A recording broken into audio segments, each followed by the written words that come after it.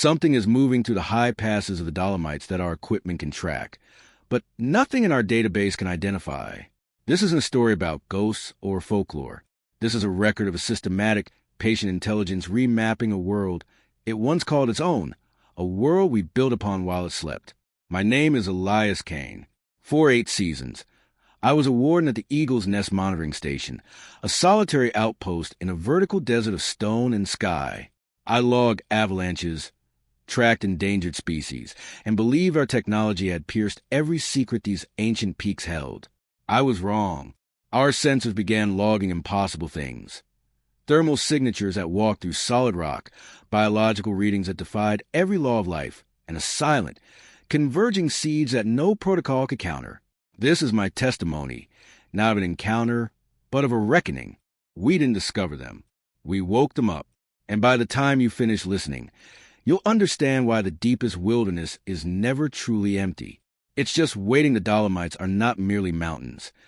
They are a fossilized ocean, thrust skyward into crumbling spires that glow like dying embers at sunset. My world, for nearly a decade, was the Eagle's Nest, perched at 2,800 meters where the last large trees surrendered to scree. It was a fortified box of concrete and steel, humming with servers and smelling perpetually of coffee and damp wool. My partner was Lena Rossi, a woman whose face was a topographic map of her 14 years in thin air, lines etched by sun and squint, but eyes that missed nothing. Our purpose was observation. The terrain integrated monitoring system, TIMS, was our nerve center. 217 sensor nodes dotted our quadrant, a silent web feeding us data on everything from soil pH to the heartbeat of a passing fox. It was elegant, precise, and I trusted it completely. September in the high Alps is a fleeting sigh between summer's bloom and winter's roar. The last climbers had descended. The marmots were fattening, and the first hard frosts were etching the north faces. The routine was monastic. Review the overnight log at 0600. Note anomalies. File reports to the Alpine Authority Hub in Bolzano. On the morning of September 9th, the log contained a single amber flag. Amber meant low confidence classification. Lena spotted it as she scrolled. Node 114 near the tray sign. 3:14 a.m. Duration 51 minutes. Her finger tapped the screen. That's not a crossing. That's a loiter. I pulled up the data stream. The thermal signature was a smear, a blob of warmth the size of a small car. It lacked definition, no hot core, no cooler limbs. The biosignature analyzer, which reads electromagnetic fields and organic compounds, hadn't returned unknown. It had returned a string of error codes. Parameter overflow. Data structure invalid. It was as if the thing emitting the signal was simultaneously too simple and too complex for the algorithms to parse. The movement vector was a geometric marvel. A straight line, east to west, with a deviation of less than 2 meters over half a kilometer. Nothing in nature moves like that. Not a bear, not a rock slide, not a trick of the light. Run a diagnostic on node 114. I said, my voice tight. Lena was already on it. Node reports nominal. Power optimal. Comms clear. Internal diagnostics show no faults. We checked the adjacent nodes, 113 and 115. They had logged the same signature progression, milliseconds apart, creating a perfect triangulation. This was no glitch. Something physically large and warm had moved with machine-like precision through a boulder field in the dead of night. We filed a priority technical incident report to Bolzano, attaching the raw data. The standard auto-reply arrived. Ticket logged. Ref, IT 9914. Estimated review, 72 hours. But a different email landed in our secure inbox just 47 minutes later. The sender was Dr. Aris Thorne at isarc.gov.au. The domain was unfamiliar. The message was 3 lines. Acknowledgement received. Data under analysis. Continue standard observation protocols. Do not initiate field investigation. Await further instruction. Dr. A. Thorne. The tone was not that of a technical support desk. It was an order. Lena met my eyes across the console. Who is ISARC, she asked. I had no answer. A search on our system returned no results. The first seed of disquiet took root. Someone, somewhere, had been waiting for a report like ours. The next 3 nights passed quietly. The log was clean. I began to wonder if we had witnessed a singular, bizarre atmospheric phenomenon. Then, on September 13th, node 88, 20 kilometers south, flared amber. Then node 72. Then, in a single night, 5 separate nodes across a 50-kilometer front. The signatures were identical. The blurred heat, the invalid bio-readings, the preternaturally straight paths. They were not random. Plotting them on the map revealed a horrifying clarity. They were vectors, and every vector pointed inward, converging like the spokes of a wheel. The hub of that wheel was not a geographic feature. It was our station. Eagle's Nest. Lena stopped sleeping. I'd find her at 0300, staring at the live thermal map, watching the empty grid. "They're probing," she said one night, her voice a dry rustle, "testing the resolution of the net, learning its blind spots." I argue for rationality. Malfunctioning batch of sensors, some new military drone exercise. But the military doesn't fly drones that leave no acoustic signature and register as biological errors. The evidence was building a case for something outside our lexicon. The final piece came from the archives. Against Thorne's directive, I wrote a script to search 2 years of logs for similar error codes. The results plotted on the map told a story. The first event was 23 months ago, in the furthest, most glacial northern valley. A single blip. Then, over time, a slow, southward diffusion. Events increasing in frequency, in duration, in coordination. It was a pattern of awakening, of exploration, and now of targeted approach. We were not observers anymore. We were the designated point of contact. The weight in the station became physical. The hum of the servers sounded like a hell breath. The wind against the windows felt like searching hands. We were alone in a vast, silent cathedral, and something had just entered the nave and begun walking up the aisle toward us. Our training held no drills for this. Our manuals offered no chapter on sentient geological anomalies. We had data, fear, and a dead-end email address. On the morning of September 18th, with the vectors on the map now forming a loose ring 15 kilometers out, I made my decision. I had to see. Data was abstraction. I needed the truth of eyes and stone. Lena protested. Thorne said no field investigation. This is exactly what they don't want. "I don't work for Thorne," I replied, packing my field kit. "I work for this park, and something in it is violating every law I'm sworn to uphold. I need to know what it is." I loaded a rucksack with 3 days of supplies, a high-res thermal camera, atmospheric samplers, and a sidearm I hoped I wouldn't need. As I geared up, the act felt both stepping off the map and profoundly necessary. Lena would monitor my bio-tracker and maintain the comms link. My last act was to send a terse message to Thorne, conducting visual reconnaissance of anomaly zone near node 114. "Will maintain comms." The reply was instantaneous and stark. "Caine, stand down. Return to station. You are not equipped. A team is being mobilized."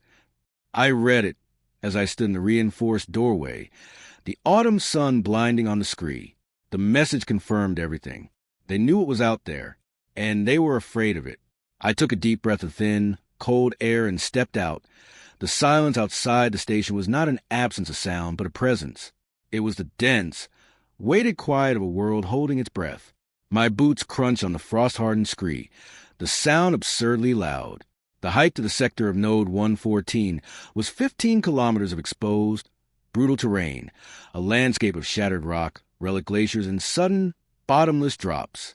It was a place that tolerated human presence only grudgingly, and today it felt actively hostile. I moved with the automatic efficiency of years in these mountains, but my mind was a storm. Every shadow in the lee of a boulder seemed to hold a deeper darkness. Every shift in the wind carried a whisper that wasn't there. My first objective was a location 2 kilometers from the last known position of the node 114 signature. The satellite data had shown a minor but persistent thermal residual there, a patch of ground a few degrees warmer than its surroundings for nearly 6 hours after the event. Anomalous ground heat usually meant a recent rock slide exposing darker rock, or a geothermal vent. but this was on a stable, wind-swept plateau. As I approached the coordinates, I saw it wasn't the ground that was wrong. It was the shape pressed into it. A perfect circle, 3 meters in diameter, was stamped into the alpine turf. The vegetation within the circle, moss, hardy grasses, lichen, wasn't crushed or torn. It was compressed, flattened with such uniform pressure that it looked like velvet. The soil beneath was visible, and it had a strange, vitrified sheen, as if flash heated to the point of glazing, then instantly cooled. I knelt, my gloves hovering above the surface. There was no radiation spike on my Geiger counter, no residual electromagnetic field. But when I pressed the palm close, I felt a faint, prickling static against my skin, a sensation like the air before a lightning strike. I took samples of the soil and the compressed plants. My movements clinical, a desperate attempt to anchor this in science. The circle was a brand, a signature. It said, "I was here, and I weigh more than you can comprehend." 3 kilometers east, I found a second site, a shallow meltwater pool, partially frozen over. September frosts had begun their work, creating a skin of milky, bubbled ice, except for one patch, a perfect oval, roughly 2 meters by 4, of ice, so clear it was like a window pane.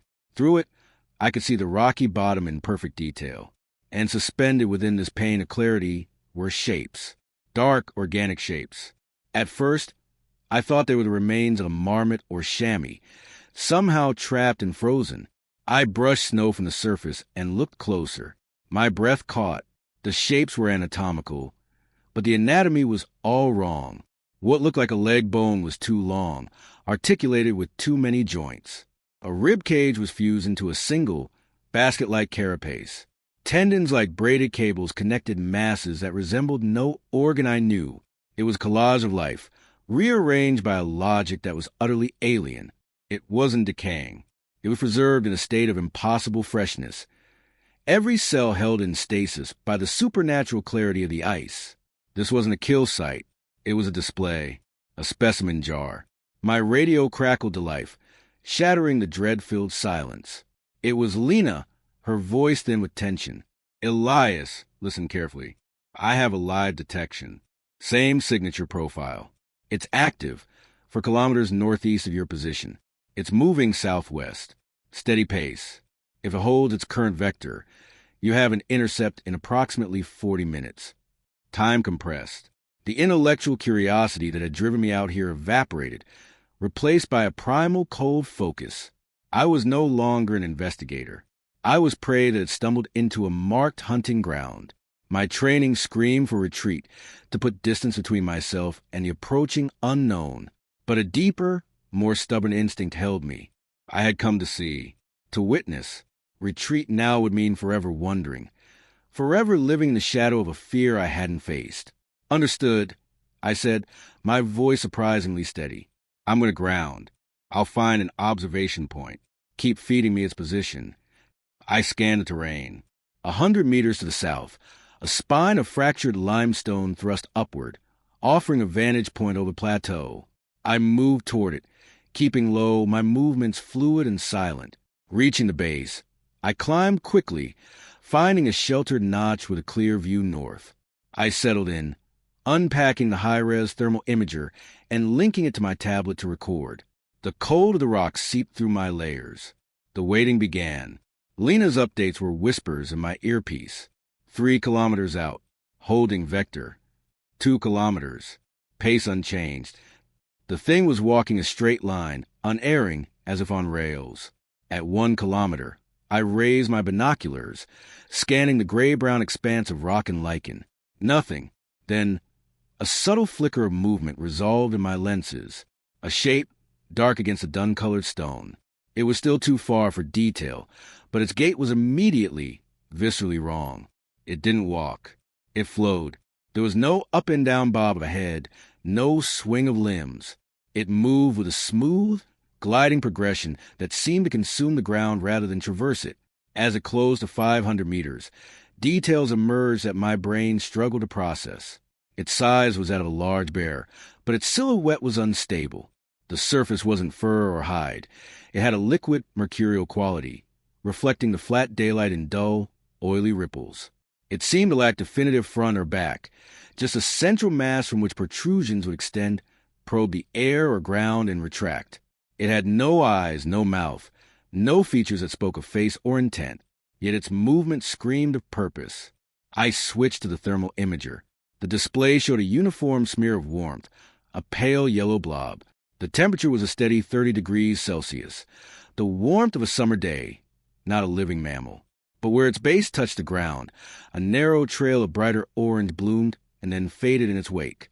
It was melting the permafrost as it passed, leaving a transient, steaming line before the cold reclaimed it. This was the source of the residual ground heat. Then the sound arrived, not through the air, but through the rock, a deep, subsonic hum that vibrated up through the limestone into my bones. It settled in my sternum, a pressure that made it hard to breathe and set my teeth on edge with a sickening ache. It pulsed in a regular, 3-second cycle. Thrum, thrum, thrum. It wasn't a biological sound.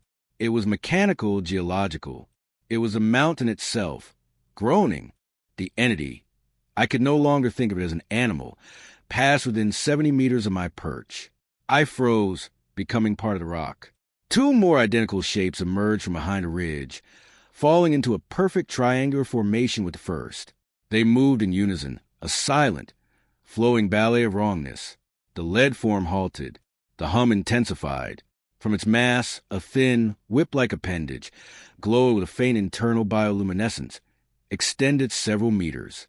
It swept in a slow, deliberate arc, panning across the landscape, pausing momentarily as it passed over my position.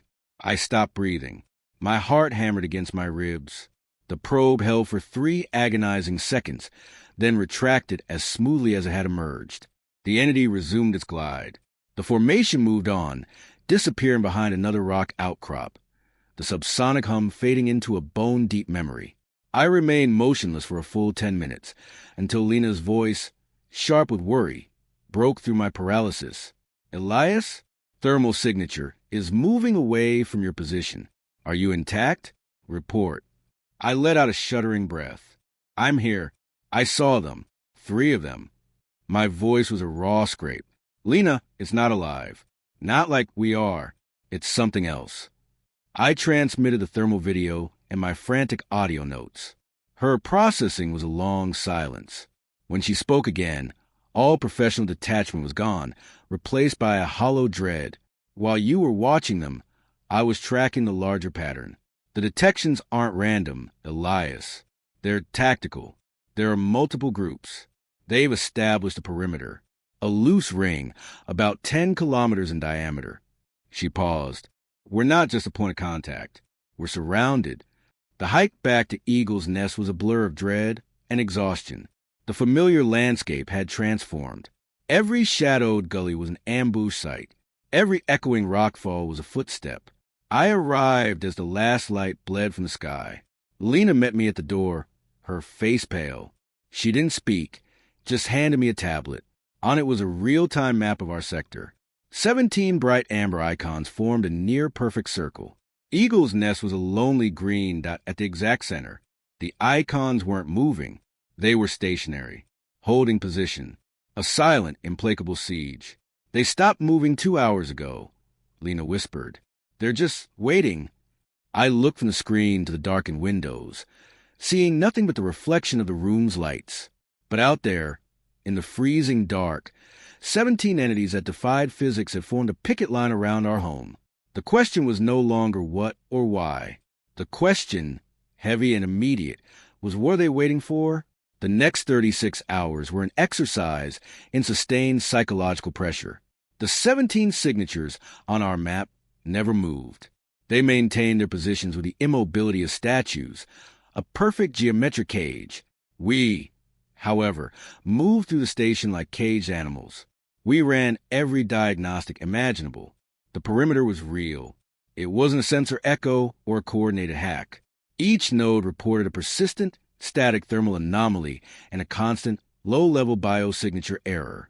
The entities were just sitting there, radiating a gentle, impossible warmth into the freezing night, their presence a constant hum on our instruments and in our minds. Lena compiled everything. My field notes, the video, the soil and ice samples, the months of archive anomalies. She encrypted it into a data packet and attached it to a final, desperate plea for guidance sent to Dr. Thorne. The reply was a single line: hold position. Extraction and specialist team ETA 18 hours. Do not provoke.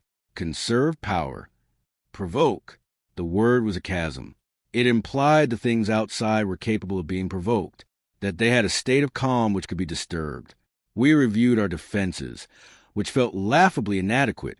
The station had reinforced doors and shatterproof windows designed for avalanche blasts, not intelligent siege. We had our sidearms and a single shotgun for bare protection. Against the entities I'd witnessed, they were no more useful than harsh language. To keep sane, we theorized.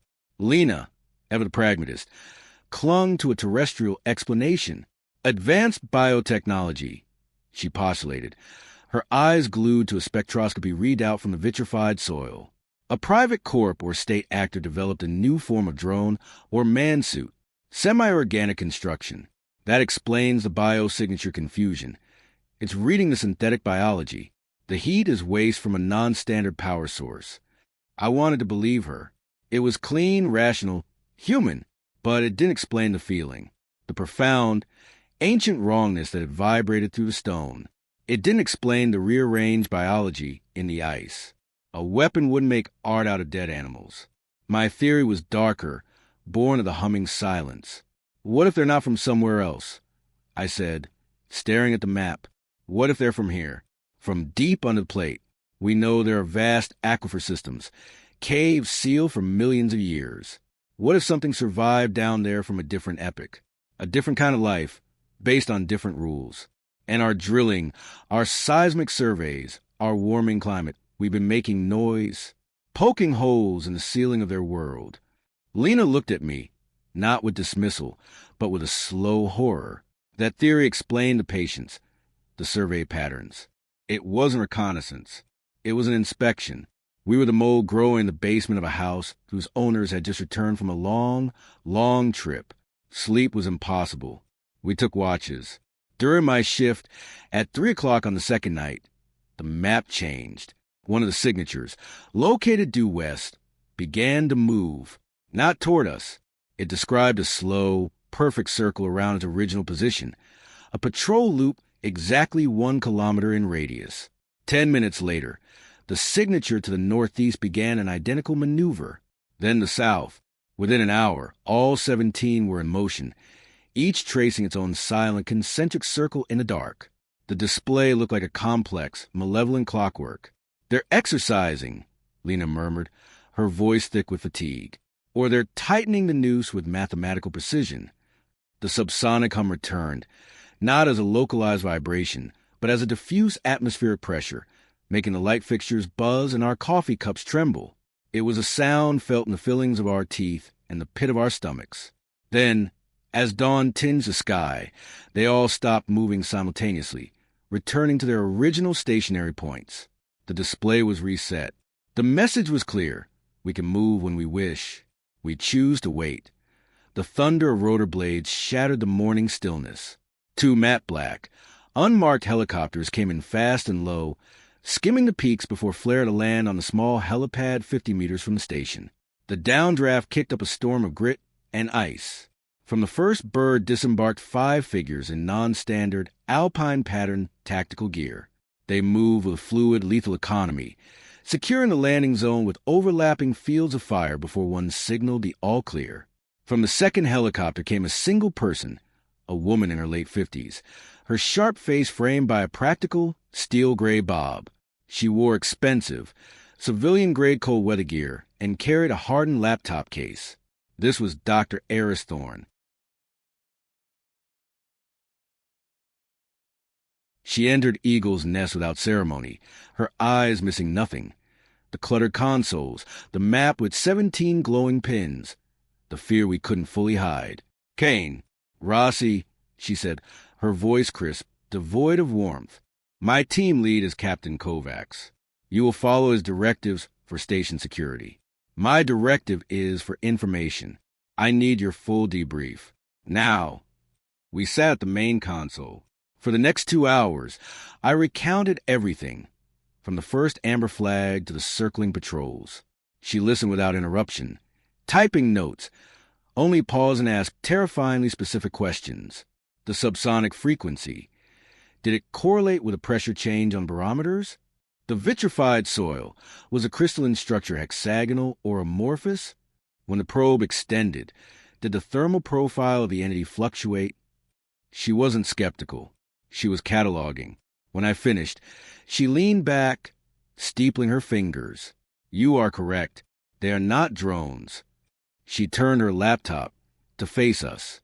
On screen were classified files, marked with codes I didn't recognize. Satellite thermal imagery, not just of the Dolomites, but the Rockies, the Himalayas, the Pamirs. All showed similar, faint anomaly clusters. They are designated Pattern 7 anomalies, or P7 entities. We have been tracking emergent activity for approximately 22 months. Your station's atop a major convergence nexus of deep Earth geological faults and rare electromagnetic fields. We believe these factors act as a beacon or perhaps a doorway. Lena found her voice. You knew they were here, converging. You sent us the TIM system. We weren't just monitoring wildlife. We were bait in a sensor trap. Thorne didn't flinch. The TIMS network is the most sensitive passive detection grid in the alpine world. Your station provided a unique, untainted data stream. We needed to observe their behavior toward an active, civilian-operated node. The coldness of it took my breath away. What happened to the other nodes? I asked. Thorne's gaze was level. Of 7 prior installations that registered P7 convergence, 3 experienced what we term a null event. The structures and all personnel within were removed from local space-time. No debris, no energy signature. They simply ceased to exist there. 2 stations were found physically intact but completely sterile. Every microbe, every trace DNA, scrubbed away. The personnel were gone. 1 station reported a transition event before going silent. We recovered a single technician. He was biologically human, but his neural patterns had been rewritten. He speaks only in geometric equations now. The silence that followed was absolute, broken only by the hum of servers. They had used us as lab rats in an experiment with a near-certain terminal outcome. Thorne saw our understanding, and for a fraction of a second, something like regret flickered in her eyes. Your data, especially your field observations, are invaluable. They show a pattern of assessment, not immediate aggression. That changes our response profile. Captain Kovacs approached. Perimeter is secure.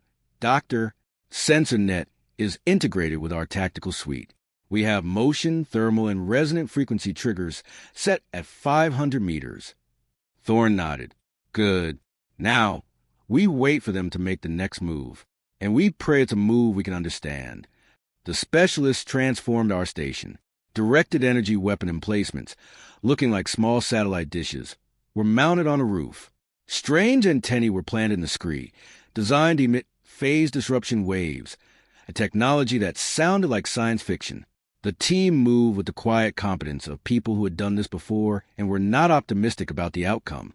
As night fell again, the tension was a physical entity, thicker than the mountain air. We gathered in the operations room, watching the large tactical screen. The 17 amber dots glowed steadily. Then, at 2,300 hours, they all went dark for 3 seconds. When they reappeared, they had all moved inward. The 10-kilometer diameter circle was now 8 kilometers, a uniform, simultaneous contraction. Kovacs' voice was calm in our comms. All teams condition yellow. They're advancing. Hold fire. Record everything. We watched, mesmerized and horrified, as over the next hour, the circle contracted again and again. 7 kilometers. 6. They were closing the distance in perfect, synchronized jumps, like the iris of a camera diaphragm focusing. With each contraction, the subsonic hum ramped up in intensity. Medical monitors showed our heart rates climbing, our blood pressure spiking. A vase of dried flowers Lena kept on a shelf vibrated off and shattered. They're not just moving, Thorne said, her analytical facade finally cracking with a sliver of awe. They're warping the local geodesic. their folding space. At 5 kilometers, they stopped. The hum reached a crescendo that felt like it would shake our bones to powder. Blood trickled from my nose. Lena clutched her ears. Then a new signal appeared on the screen, not on the perimeter. Beneath us, a massive, diffuse thermal bloom emanating from the bedrock directly under the station's foundation, growing hotter by the second. Kovacs swore, "They're not just outside. They're in the geology. They've been underneath us the whole time." The floor beneath our feet grew warm, then hot. A fine crack appeared in the concrete with a sound like a gunshot. Thorne was on her feet, shouting, "Evacuate! Now! This is a null event precursor. Get to the emergency bunker." But it was too late. The lights died, replaced by the frantic red pulse of emergency strobes. The floor didn't collapse. It began to dissolve. Not melt, but unravel at a molecular level, becoming first translucent, then transparent, then simply absent. A perfect, circular void opened in the center of the room, expanding outward. 2 of Kovacs's men, backing away, stumbled as the void reached their feet. They didn't scream as they fell. They simply vanished, their forms stretching into impossible thinness before snapping out of existence. The void consumed consoles, chairs, the very air with a silent, hungry speed. We scrambled for the reinforced door to the generator bunker, a last-chance shelter. I grabbed Lena's arm, pulling her along. Thorne was ahead of us. Kovacs covered our retreat, firing his weapon into the advancing nothingness. The energy pulses vanished into the void without effect. He turned to run just as the void reached him. One moment he was there, a solid figure of resolve. The next he was gone. We slammed the bunker door shut, engaging for manual locking bolts. Through the small, thick viewport, we watched as the void consumed the entirety of the main operations room, then stopped at the bunker's reinforced wall. It hovered there, a perfect sphere of non-existence, for 10 seconds. Then it winked out. The room beyond was gone, not destroyed, missing. A smooth, curved wall of native bedrock was all that remained, as if the station had been built around a natural cavern, which it had not. We were 3 survivors in a concrete closet, buried in the dark, with the bedrock still glowing with residual heat. The entities had made their move. They hadn't attacked the station.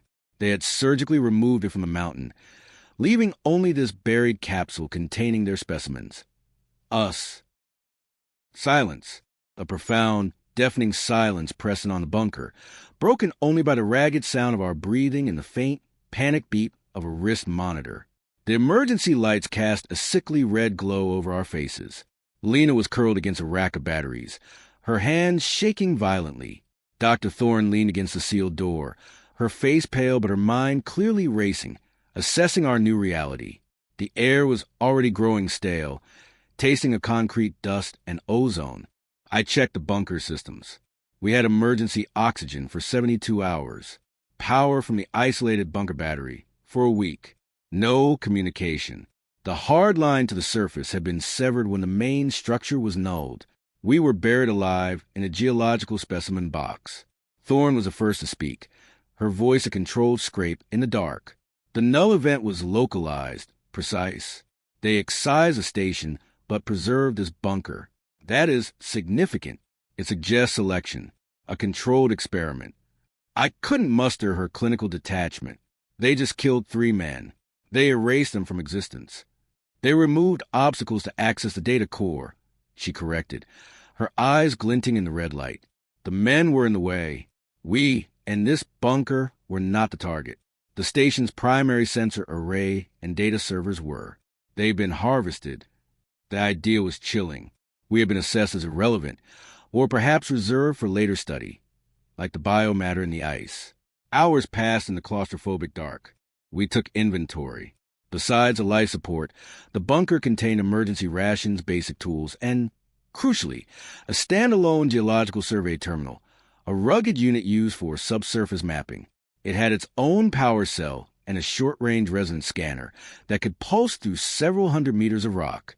"Can this thing see outside?" Lena asked, her voice hollow. "Not outside," Thorne said, connecting cables with practice efficiency. "But it can map the immediate geological context. Let's see what our new neighborhood looks like. The screen flickered to life, displaying a wireframe model of the mountain. At its center was our bunker, a lonely cube. Where the station should have been above us was simply empty space in the model. The scanner refused to render it, returning a void error. Thorne adjusted the parameters, focusing the scanner laterally and downward. The new image made her freeze. The mountain beneath us was not solid. It was a hive. The scan revealed a labyrinthine network of tunnels and chambers, nonlinear and seemingly organic in form, extending kilometers down into the crust. They were not natural lava tubes or water-carved caves. Their geometry was all wrong. Smooth, spiraling passages that intersected at acute angles, vast spherical chambers supported by no visible pillars. And they were new. The scan's composition analysis showed the tunnel walls were lined with the same vitrified material I'd found in the circle, a ceramic-like substance fused directly into the native granite. They didn't just dig these, I whispered. They grew them, or printed them. As we watched, the scanner detected movement. Faint thermal blooms, like the one that had consumed the station, pulsed through the deeper tunnels. Dozens of them. A whole civilization was moving beneath our feet, and we were a single, ignored bubble in its vast, subterranean architecture.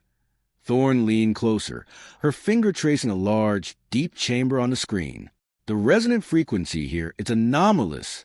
It's emitting a constant, low-level signal that matches the subsonic hum we recorded, but it's structured, modulated. She ran a decoding algorithm from her laptop. The screen filled with cascading symbols, not language, but a complex, three-dimensional mathematical notation that made my head ache to look at. It's a broadcast, she said, all breaking her clinical tone. A foundational signal. A tuning fork for this entire network. The implications settled over us. This wasn't a random incursion. It was an activation. A buried system powering on after eons of dormancy. And our station's emissions had been like a key turning in a lock. Lena pointed a trembling finger at the screen. A thermal signature, identical to the P7 entities but an order of magnitude larger, was moving up one of the main spirals, directly toward our position. Its progress was slow, deliberate. "It's coming for us," Lena breathed. "Not to null us, to collect." Thorne began packing her laptop and the scanner into a padded case. "We cannot stay here. We are in a dissection drawer. We have to move." "Move where?" I gestured at the sealed 2-ton door. "Into that?" "The null event created a passage," Thorne said. "The main chamber is gone, but the bedrock interface is smooth. There will be a route into their network. It is our only chance to move from being specimens to being observers within their environment." The logic was insane. Venturing into the entity's own hive was suicide, but staying was to await collection. I helped Thorne and Lena assemble what we could. The scanner as a crude sonar, headlamps, rope, the remaining rations. We had no weapons that mattered. Finally, with a shared look that held all our fear and resolve, we began disengaging the manual bolts on the bunker door. The sound was horrifically loud in the silence. The last bolt thudded free. I pushed. The door swung open into perfect darkness and a wave of warm, mineral-scented air. Our headlamps pierced the gloom, revealing a nightmare landscape. We were standing on a smooth, curving ledge of naked bedrock. Where the eagle's nest had been was a giant, hemispherical cavern, its walls glass-smooth, as if a giant bubble had been pushed to the mountain and instantly hardened. Above us was only darkness. The open sky was gone, sealed over by the same vitrified material. The entities hadn't just removed the building. They had capped the hole. We were now inside the mountain. Our lights played across the walls, revealing they were not featureless. Etched into the glassy surface were more of the complex, non-Euclidean patterns we'd seen on Thorne's screen. A pervasive, silent data stream frozen in stone that Thorne's scanner chirped. The large thermal bloom was closer, now only a few hundred meters below our ledge, ascending via a wide, spiraling ramp that was seamlessly integrated into the cavern wall. "There," she said, pointing to a smaller, darker opening in the wall opposite us. "A service conduit, maybe, or a drainage channel. It's unoccupied." We had to cross the open cavern floor to reach it. The floor was not rock, but a substance like black rubber, slightly yielding underfoot and warm to the touch. We moved in single file, our footsteps silent. The scale was humbling. The cavern was easily 100 meters across. This engineering hadn't taken days. It had happened in the minutes during the null event. This was technology that treated geology like soft clay. We were halfway across when the light changed. The walls began to emit a soft, bioluminescent glow, a pale blue light that grew from within the material itself. It illuminated the cavern fully, revealing details that made my heart stutter. The walls weren't just etched with patterns. They were structured with them. The patterns were physical, ridges and grooves at a nanoscale that caught the light and seemed to shift as you moved. The entire cavern was a coherent optical computer, and we were inside its processor. A deep, resonant tone sounded, not through the air, but as a direct pressure in our inner ears. It was a foundational signal, now localized, focused. It felt interrogative. From the main spiral ramp, the large entity emerged. It was not like the scouts I'd seen. It was massive, the size of a city bus, a flowing, pillar-like form of the same liquid metal substance. It didn't have appendages, but its surface constantly formed and dissolved complex geometric shapes, tetrahedrons, dodecahedrons, that spun for a moment before melting back into the whole. It pulsed with a soft internal light. Cycling through the spectrum, it didn't approach us. It simply settled at the base of the ramp, a silent sentinel. Its presence was not threatening. It was consuming. It demanded all of your attention, pulling at your mind, trying to parse its impossible form. Then, from the smaller conduit we were heading toward, 3 of the familiar scout-sized entities flowed out. They formed a line between us and our escape route. They were not blocking us. They were presenting. The lead scout extended not a whip, but a flat, plate-like protrusion. On its surface, light coalesced into a perfect, 3-dimensional image. It was a real-time topographical map of the Dolomites. But it was not our map. Key features were highlighted with strange symbols. Our bunker was a tiny, flashing point. Other points flashed across the range. Other TIM stations, research outposts, even small towns in the high valleys. Each flash was tagged with a string of the mathematical notation. It was an assessment matrix, a resource survey. Thorne gasped. She was reading it not as geography, but as a report. It's a viability index, she murmured, transfixed. Atmospheric composition, biological density, technological penetration, neural activity, wavelength of the dominant species. The scout's display zoomed in on one symbol over a town of 300 people. The notation changed to a simple, chilling glyph that even we could understand, a stylized hourglass, nearly empty. Then it displayed an image of the vitrified circles, covering the town's location. The message was unambiguous, non-viable, scheduled for integration. This was a transition Thorne's files had mentioned. It wasn't an invasion. It was a terraforming schedule. The entities were the planetary immune system, and humanity was being assessed as either symbiotic tissue or a parasitic infection to be neutralized and restructured. The scout's display shifted again, focusing on the 3 of us. Biological readouts superimposed over our thermal images. Our vital signs, brainwave patterns, genetic markers scrolled past. Next to Lena's image, the hourglass symbol appeared again, but half full. Next to mine, a different glyph, a branching spiral. Next to Thorne's, the mathematical script flowed violently, and the hourglass flashed red, empty. She represented the knowledge, the agency that had detected them. She was classified as a core pathogen. The large entity at the ramp pulsed once, a deep crimson flash. The 3 scouts shifted, their attention locking onto Thorne. The message was clear. They had come for the data, and she was the data. "Run," Thorne said, her voice utterly calm. She shoved the padded case with the scanner and laptop into my hands. "To the conduit. Now, record everything. We're not leaving you." Lena cried. "You must." Thorne's eyes were fierce. "This is the contact moment. The assessment is interactive. My interaction will buy you time. Go. Fulfill your purpose. Bear witness."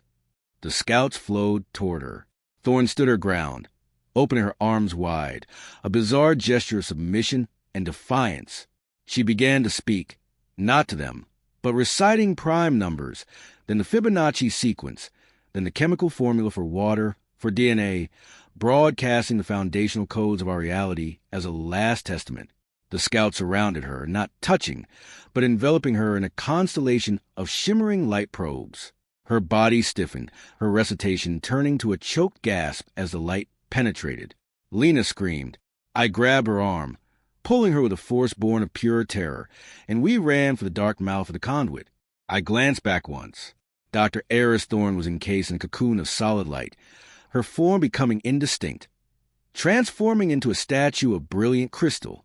Then the light imploded, and she was gone. Not nulled, translated. We plunged into the dark, narrow tunnel, the warm, black material swallowing us. Behind us, the cavern's blue glow faded. The scouts did not follow. We had been allowed to leave. We were carriers now, not of disease, but of information. We ran until our lungs burned, deep into the bowels of the awakened mountain. Two terrified humans holding the only record of the end of the world as we knew it. The conduit was a throat, a smooth, warm, organic-feeling tube that sloped downward at a gentle but relentless angle. Our headlamps were pathetic things in the absolute darkness, casting jittering circles on the featureless, obsidian-like walls. The air remained warm and carried a faint, ozone-tinged scent, like the air after a severe lightning storm. We ran until our legs gave way, then stumbled, then walked in a numb, mechanical trance. The image of Thorne's transfiguration was burned onto my retinas. The cocoon of light, the terrible silence of her dissolution into data or dust. We were not being chased. We had been released. That knowledge was almost worse than pursuit. After what felt like hours, the tunnel began to change. The smooth walls gave way to the same etched geometric patterns we'd seen in the great cavern. These were not static. They shimmered with a faint internal luminescence, a cascading flow of pale green light that traveled along the grooves like blood in capillaries. The tunnel was alive with information. We were walking through the mountain's nervous system. The scanner in my pack, still linked to a portable display on my wrist, began to chirp frantically. It was no longer mapping geology. It was intercepting the data stream in the walls. The screen filled with the same mathematical notation, but now it was interspersed with recognizable fragments. Strings of binary code, snippets of radio transmissions, even blurred images of forests and cities. The entities weren't just broadcasting their own language. They were downloading ours. They were consuming our world's electromagnetic emissions, digesting satellite TV, internet packets, military comms, all pulled through the rock like roots drawing water. Lena stopped, leaning against a humming wall, her breath coming in ragged sobs. They're eating our noise, Elias. Every signal we've ever sent. It's all in here. They're building a model of us from our own garbage. She was right. The scanner showed the data coalescing into complex predictive models, climate patterns, population migration, conflict zones. It was a hyper-accurate simulation of human civilization, built from the digital exhaust we'd been pumping into the atmosphere for a century. They didn't need to interrogate us. They had already audited our entire history. A new vibration began, different from the subsonic hum. It was a rhythmic, deep thud, felt through the soles of our boots, like the heartbeat of the planet itself. With each thud, the light in the walls pulsed brighter. The tunnel widened, opening into another chamber. This one was not empty. It was a nursery, or a workshop. Dozens of the scout-sized entities lined the walls, motionless, tethered to the living rock by thick, root-like cords of the same black material. In the center of the chamber, suspended in a column of shimmering energy, was a form that made my stomach lurch. It was a chamois, the agile mountain goat of the Alps. Or rather, it had been. Its form was in flux. Its limbs were elongating. Its hide was taking on a liquid metal sheen. Its eyes were gone, replaced by smooth, sensor-like pits. It was being retrofitted, assimilated. The process was silent, patient, utterly methodical. This was the alteration Thorne had mentioned. This was the fate of the biology they deemed useful, not destruction. Repurposing, we shrank back into the tunnel, but a new sound froze us in place. A human voice, muffled, echoing. "Hello? Is someone there? Please." It came from a side passage we hadn't noticed. Lena clutched my arm. It was a trap. It had to be. But the voice was raw with terror, unmistakably human. We edged toward the opening. The side passage led to a small, cyst-like chamber. Inside were 3 people in tattered hiking gear, their faces gaunt with exhaustion and fear. They had a small camp, a ripped tent, empty food wrappers. One, a man with a wild beard, lunged toward us as we entered. Thank God, we'd been down here for days. The mountain, it swallowed our trail. The walls just closed. They were climbers who had vanished a week earlier, reported missing in a storm. Their story was a fractured nightmare. They'd taken shelter in a crevasse during a whiteout. The ice had moved, sealing them in. Then the ice had warmed, melting and reforming into smooth tunnels. They'd wandered, lost, drinking condensation from the walls, seeing shapes move in the dark. They were proof that the transformation wasn't limited to remote stations. It was already harvesting from the fringes. As we shared our own story, their hope, kindled by our arrival, died in their eyes. The bearded man, whose name was Leo, whispered, "So there's no way out? We're just feedstock." Before I could answer, the rhythmic thudding intensified. The walls of their chamber began to soften, the hard surface becoming gelatinous. "It's starting again!" one of the other climbers, a woman named Sam, screamed. The walls pulsed inward, gently but insistently, like a stomach contracting. We scrambled back into the main tunnel just as the chamber sealed behind us, the opening knitting itself shut with liquid stone. We heard one final, muffled shout, then silence. We stared, horrified, at the now featureless wall. They hadn't been killed. They had been absorbed into the structure itself. The mountain was incorporating biomass. Our flight became desperate. The scanner showed we were deep in a nexus of tunnels, all leading toward a single, massive energy signature at the mountain's core. Our oxygen was running low. The bunker's tanks were not meant for this. We had a choice: wander until we were consumed, or head toward the source of the signal, the heart of the hive. The decision was made for us. The tunnel behind us began to constrict, the warm walls slowly closing like a vice. We ran forward, toward the pulse. The tunnel opened into the core. It defied description. We stood on a narrow ledge overlooking a vast, spherical void at the center of the mountain. In the center of the void, suspended without visible support, was a shape. It was not a machine, not an organism. It was a concept given form. A twisting, ever-changing knot of light and solidified mathematics, a Klein bottle made a reality. It was the source of the foundational signal, the tuning fork for this entire network. This was the node, the entity prime. Around it, in concentric orbits, floated hundreds of scout entities, moving in a complex, silent ballet. Below, the floor of the chamber was a sea of the same black, living material, and from it grew structures, crystals, spires, models of human cities, forests, oceans that formed and dissolved in seconds. It was running simulations, testing outcomes of transition. We were unseen, insects on the wall of the cathedral. My wrist scanner went berserk, then died, its circuits fried by the ambient energy. But in its last seconds, it displayed a final, decoded burst from the node. It was not a threat. It was a status report. Survey of Sector 7A Alpine Biozone concluded. Dominant species. Bipedal, carbon-based, technological Phase 3. Assessment. Chaotic, expansive, neural coherence low. Viability for integration. 22%. Decision. Initiate geological stabilization protocol. Transition to terrestrial synthesis. Phase 1. A map followed, not of tunnels, but of future changes. The Dolomites would be the epicenter. The rock itself would become an active neural network, rewriting the local biosphere. Human settlements above a certain density would be quietly nulled, their matter recycled. Isolated individuals and small groups would be assessed for alteration, their biology tuned to the new harmonic. The rest would simply cease to be relevant and fade away as the world changed beneath their feet. This was not an invasion from the stars. It was a planetary system reboot. We were not fighting an enemy. We were witnessing the restoration of an older, deeper operating system, and our software was incompatible. The node pulsed, a wave of golden light expanding from its core and passing through us. It didn't hurt. It scanned. I felt in every cell a cold, analytical touch that read my genetic code, my memories, my fears. It was filing me away. Lena gasped beside me. When the light passed, we were different. The crushing terror was gone, replaced by a hollow, awful clarity. We understood, and in understanding we became harmless. We were witnesses who now comprehended the verdict. We were no longer a threat. A tunnel irised opened the wall beside our ledge, leading not up, but out.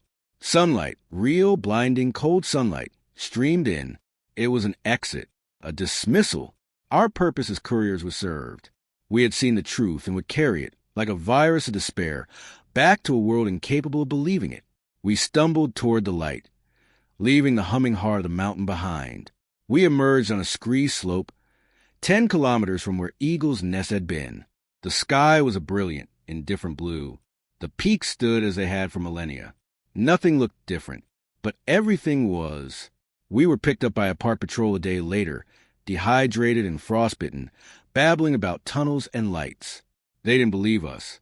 The official report listed us as suffering from exposure and trauma, our accounts as hallucinations brought on by hypoxia. The disappearance of Eagle's Nest and Dr. Thorne's team was attributed to a catastrophic, unrecorded seismic event that vaporized the station and triggered a rockfall that buried all evidence. I am writing this now from a different kind of bunker, a quiet apartment in a city far from the mountains. Lena is in facility, sedated, her mind broken not by what she saw, but by the knowing. I am under observation. They call it psychiatric care. I know it is quarantine. The transition has begun. I feel it in small ways. My dreams are no longer my own. They are filled with resonant geometry and the deep, comforting thud of the planetary heartbeat. Sometimes in the silence, I can hear the foundational hum, a frequency just below hearing calling.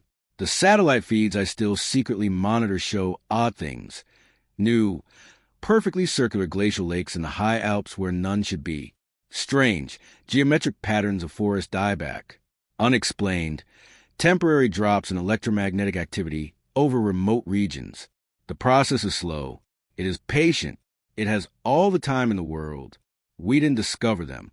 We open a door, and we are not being evicted. We are being edited out of the story, sentence by sentence, by an author who wrote the first draft billions of years before we learned to speak. The wilderness was never empty. It was patiently occupied. And now the landlord have returned. With a final notice, we cannot appeal that this account has unsettled you, if it has made you look at the oldest mountains, the deepest forests, or the silent deserts with new and questioning fear. Then my purpose has been served. This is not fiction. It is a warning cast into the digital sea, a message in a bottle washed up on the shore of your normalcy. The story of Eagle's Nest is a single data point in a pattern that is global, ancient, and utterly indifferent to our notions of reality. I need you to do 2 things. First, like this video. That simple action is a signal. It tells the algorithm that stories like this, stories of the deep unexplained, of truths hidden in plain sight, have an audience. It helps this channel, Winds of Thought, reach others who sense the cracks in the world, who feel the hum beneath the silence. We are a community of the curious, the skeptical, and the awake, piecing together the hidden picture of our reality. Second, and more importantly, I need you to question. Do not take my word for it. Look at the world with fresh eyes.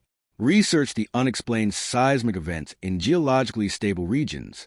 Look into the patterns of strange animal behavior, the clusters of missing persons in national parks, the military denials of unusual sensor readings.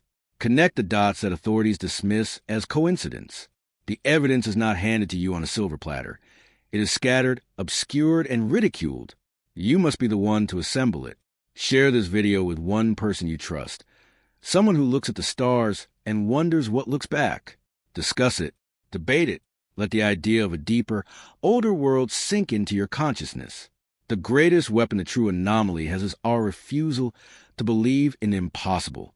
Break that weapon.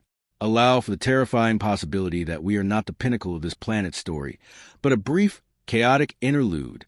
Subscribe to Winds of Thought. Hit the notification bell. We are not here for cheap scares or lazy mysteries. We are here to document the quiet war for reality itself, one testimony, one piece of evidence, one shattered paradigm at a time. In the coming weeks, we will be delving into other accounts. The underwater structures that predate human civilization, the audio recordings from the deepest minds that capture more than rock falls, the scientists who vanished after speaking of geological intelligences. You have a choice. You can close this tab, dismiss this as a well-told creepypasta, and return to a world that makes sense. Or you can choose to look deeper, to listen for the hum beneath the noise, and understand that the most profound truths are often those we are most afraid to acknowledge. The transition is underway. Whether you are a subject of its assessment or a witness to its progress is up to you. Stay curious, stay skeptical, and above all, stay aware. The winds of thought are blowing, and they carry whispers from a much older world.